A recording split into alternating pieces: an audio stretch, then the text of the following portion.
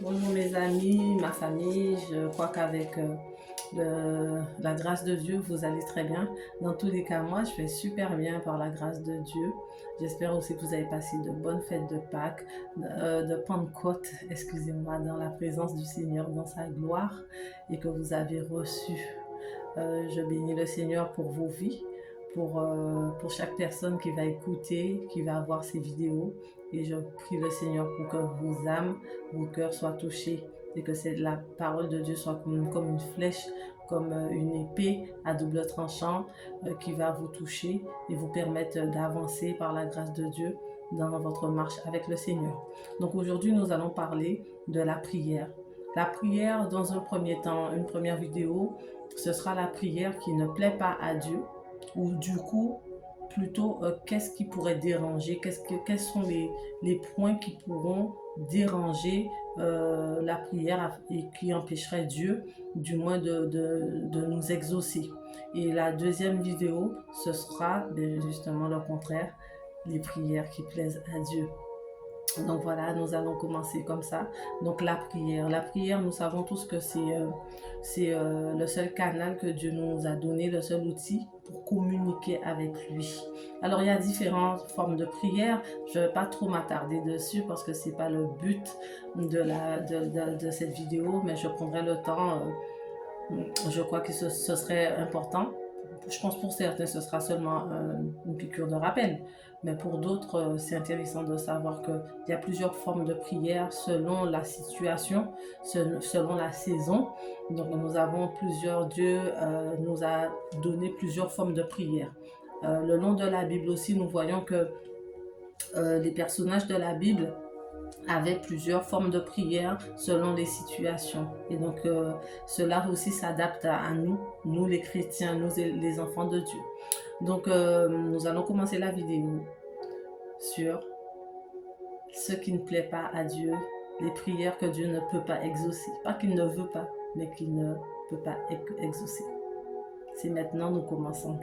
Alors, 1 Pierre 5, verset 5 nous dit: de même, vous qui êtes jeunes, soyez soumis aux anciens, et tous dans vos rapports mutuels, revêtez-vous d'humilité, car Dieu résiste aux orgueilleux, mais il fait grâce aux humbles. Mais Dieu résiste aux orgueilleux, mais il fait grâce aux humbles. D'accord? Donc ça veut dire que vraiment, l'orgueil, c'est un trait de caractère que Dieu ne tolère pas. Satan a été rejeté parce qu'il est devenu orgueilleux. Dieu ne tolère pas l'orgueil. L'orgueil, c'est comme la rébellion pour Dieu. Et l'orgueil, l'esprit d'orgueil emmène plusieurs d'autres esprits qui font que on ne peut pas être agréable à Dieu quand on est orgueilleux. Et puis Dieu cherche des personnes humbles, des cœurs dociles, des cœurs obéissants. Et l'orgueil nous empêche d'être obéissants à Dieu, aux autres. L'orgueil nous empêche d'être soumis. Donc une personne comme ça, Dieu ne pourra pas t'exaucer. Donc il faut vraiment rentrer à l'intérieur de nous, faire une introspection et chercher, voir si effectivement nous avons ce trait d'orgueil et prier le Seigneur afin que le Saint-Esprit vienne travailler nos cœurs, nous dépouiller de tout ce qui n'est pas bon. Et c'est vraiment, si l'orgueil fait partie, tu le sais, d'un trait de ton caractère, alors je t'invite vraiment à prier le Seigneur, parce qu'il sera très difficile pour que le Seigneur puisse t'exaucer. Vraiment très difficile. Moi-même, lorsque je suis venue au Seigneur, je ne pensais pas que j'étais orgueilleuse. Mais le Seigneur a pris le temps de me montrer mes orgueils et aussi dans quelle situation j'ai été orgueilleuse. Donc, et nous devons donc veiller, parce que on peut penser ne pas l'être et pourtant, ouais, c'est possible. Et c'était mon cas. Et Dieu m'a beaucoup travaillé dessus. Je rends gloire à Dieu pour ça. Et il faut veiller sur soi, veiller sur son cœur.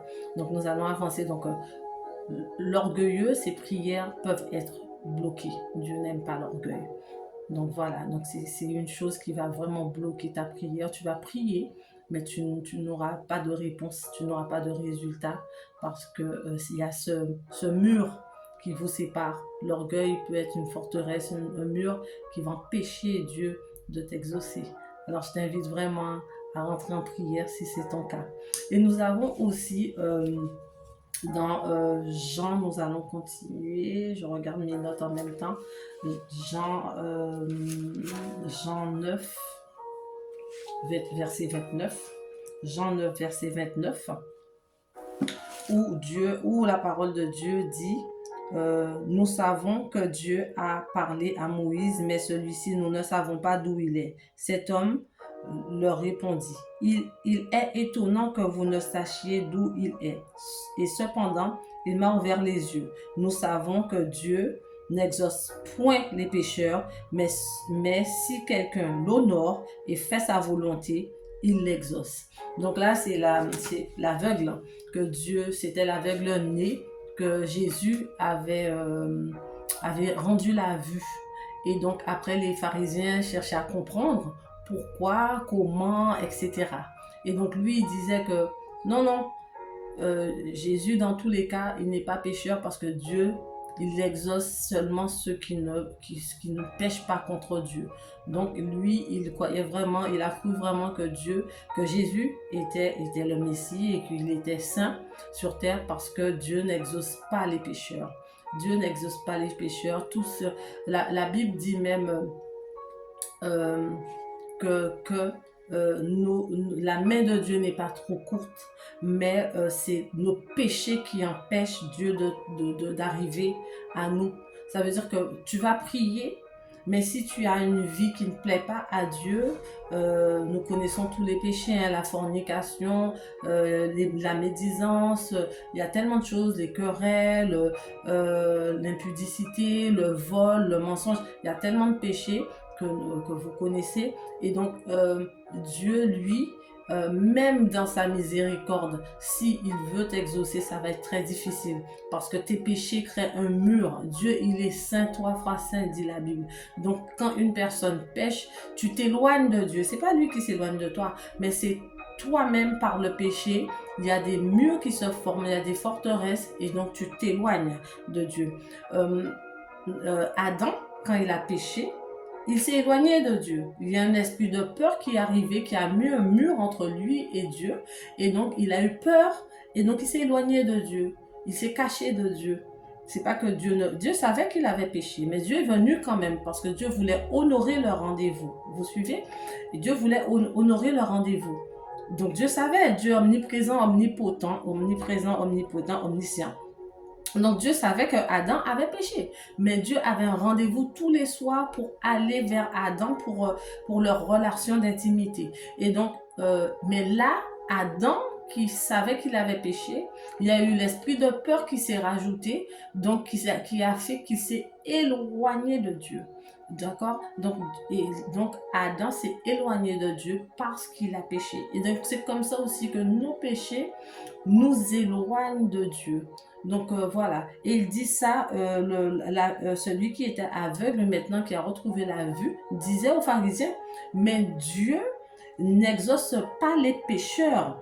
Dieu n'exauce point les pécheurs, mais si quelqu'un l'honore et fait sa volonté, il l'exauce. Donc comment nous allons honorer Dieu pour que nous soyons exaucés?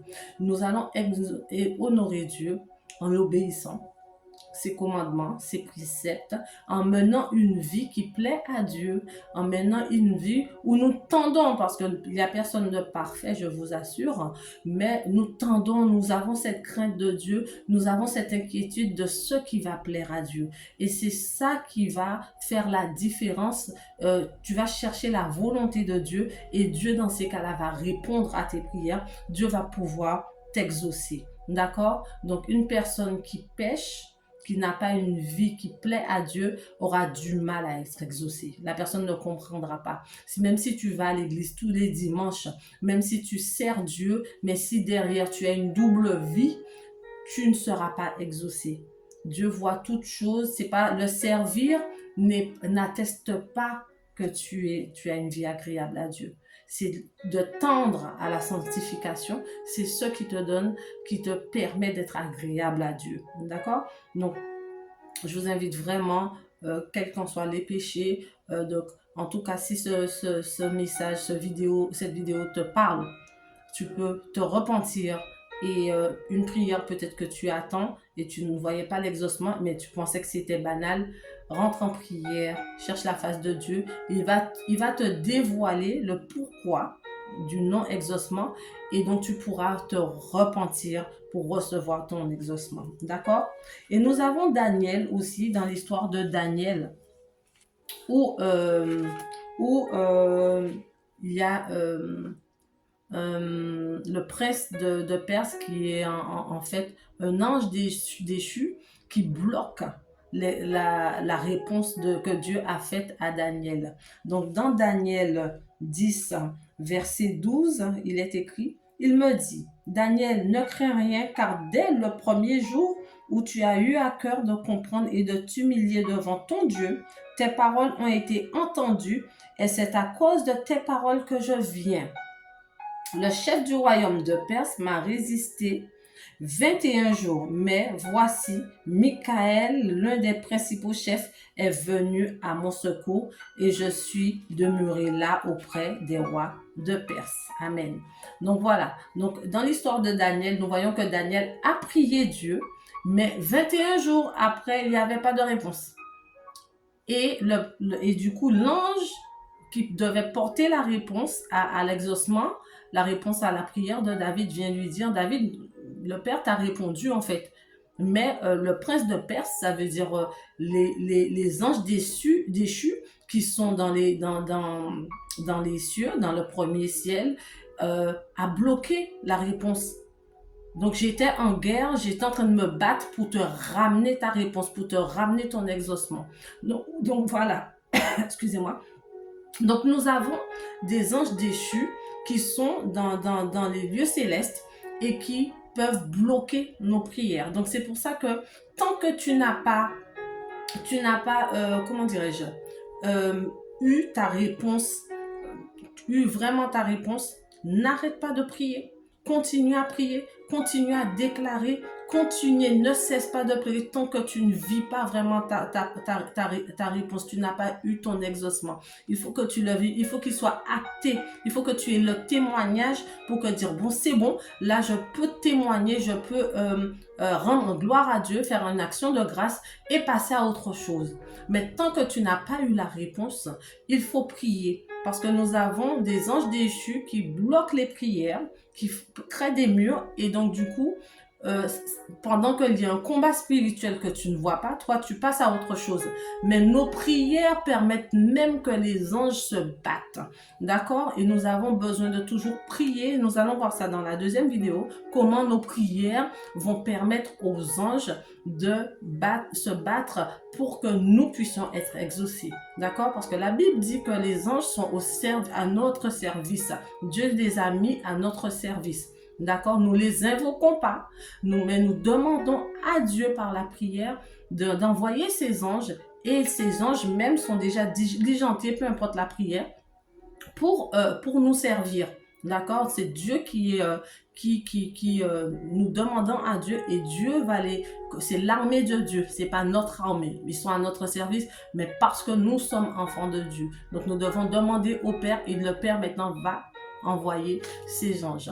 Donc voilà, donc nous avons 3 points. Nous avons l'orgueil qui peut empêcher que ta prière soit exaucée. L'orgueil, la méchanceté, il y a tellement de traits de caractère que Dieu te demande à changer afin que de retirer, de te dépouiller afin que lui, il puisse t'exaucer. Dieu veut exaucer ta prière. Dieu veut bénir ses enfants.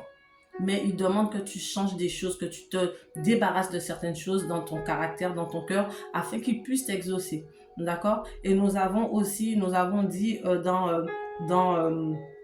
dans Jean, Dieu n'exauce pas les pécheurs.